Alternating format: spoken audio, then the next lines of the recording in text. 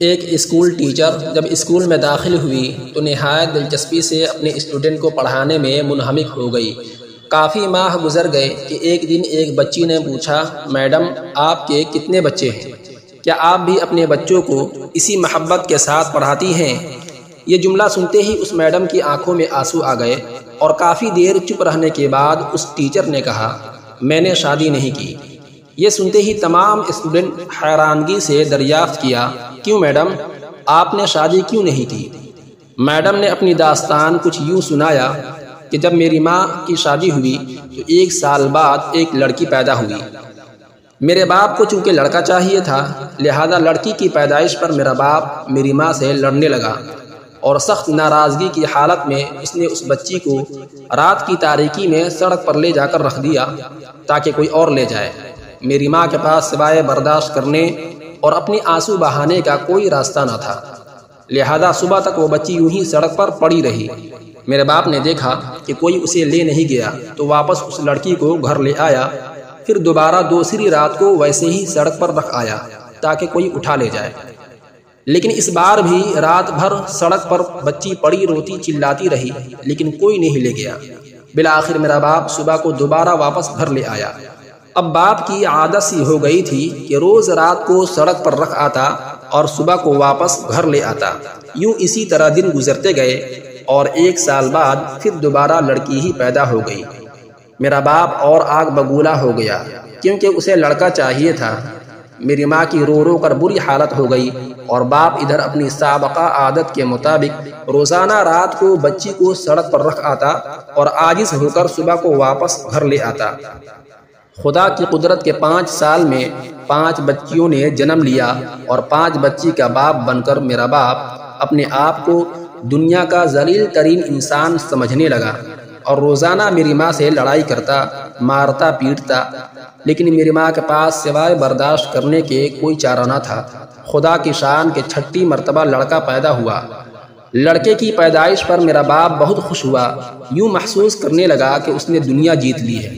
سارا لاڈ پیار اپنے لڑکے سے کرتا لیکن لڑکی کو نفرت کی نگاہ سے دیکھتا۔ پیار کرنا، دلار کرنا تو دور کی بات ہے، اپنی بچی کو ہاتھ میں لینا بھی گوارا نہ کرتا تھا، لیکن قدرت کو کچھ اور ہی منظور تھا۔ ایک رات چھوٹی والی بچی کی طبیعت سخت خراب ہوئی اور ایک ہی دن کی طبیعت کی خرابی میں وہ بچی دنیا سے چل بسی۔ اب 4 لڑکی اور 1 لڑکا رہ گیا۔ 1 سال بعد پھر لڑکا پیدا ہوا اور اس کے بدلے ایک اور لڑکی دنیا سے چل بسی۔ یوں ہر مرتبہ لڑکا پیدا ہوتا اور اس کے بدلے 1 لڑکی مر جاتی، یہاں تک کہ صرف 1 لڑکی بچ گئی۔ میری ماں یہ صدمہ برداشت نہ کر سکی اور ہارٹ اٹیک کی وجہ سے دنیا سے رخصت ہو گئی۔ اب میرا باپ ٹھٹکا اور اسے سمجھ آ گیا کہ خدا کی قدرت اور کاریگری کی ڈور انسان کے بس میں نہیں بلکہ اللہ اپنے پاس رکھتا ہے۔ جانتے ہو وہ بچی جو بچ گئی تھی وہ کون تھی؟ وہ میں ہی ہوں۔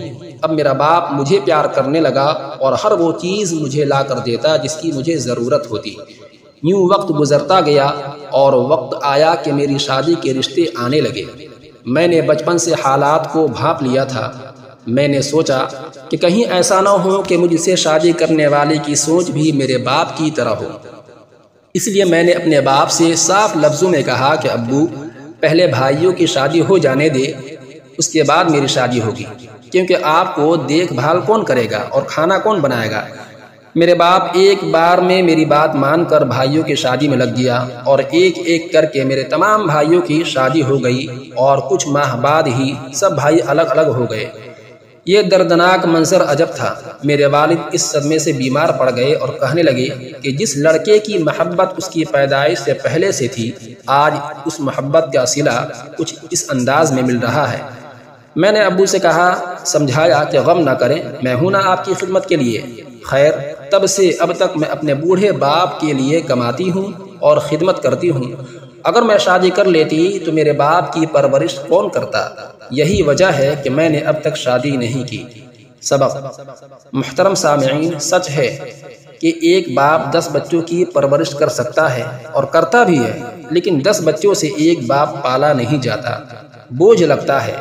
اور جس بیٹی کو لوگ یا سماج بوجھ اور قابل عار سمجھتی ہے، وہی بیٹی ایک بیٹے سے زیادہ اپنی زندگی میں رول ادا کرتی ہے۔ لیکن ایک بات یاد رکھیں، ماں باپ کی خدمت کا صلہ اللہ تعالیٰ دنیا میں بھی دیتا ہے اور آخرت میں بھی نیکی کا ملنا طے ہے۔ لیکن اگر والدین ناراض ہو گئے اور اولاد نے ماں باپ کے حقوق ادا نہیں کیا، اس کے ساتھ خیر خواہی کا معاملہ نہیں کیا اور اس کی بیماری و علاج و معالجہ کی ذمہ داری اپنے سر نہیں لیا، تو اس کا وبال آخرت میں تو ملے گا ہی، لیکن مرنے سے پہلے دنیا میں بھی اس کی سزا اللہ تعالیٰ بہت جلد دیتے ہیں، اور سزا ایسی سخت ہوتی ہے کہ انسان کمانے میں جھک مار جاتا ہے، ہار جاتا ہے، ہر وقت دماغی الجھن اور ڈپریشن کا شکار ہوتا ہے، اور رزق میں بے برکتی اس کا مقدر بن جاتی ہے۔ اللہ تعالی ہمیں اپنے والدین کی خدمت کرنے کی سعادت بخشے، آمین ثم آمین۔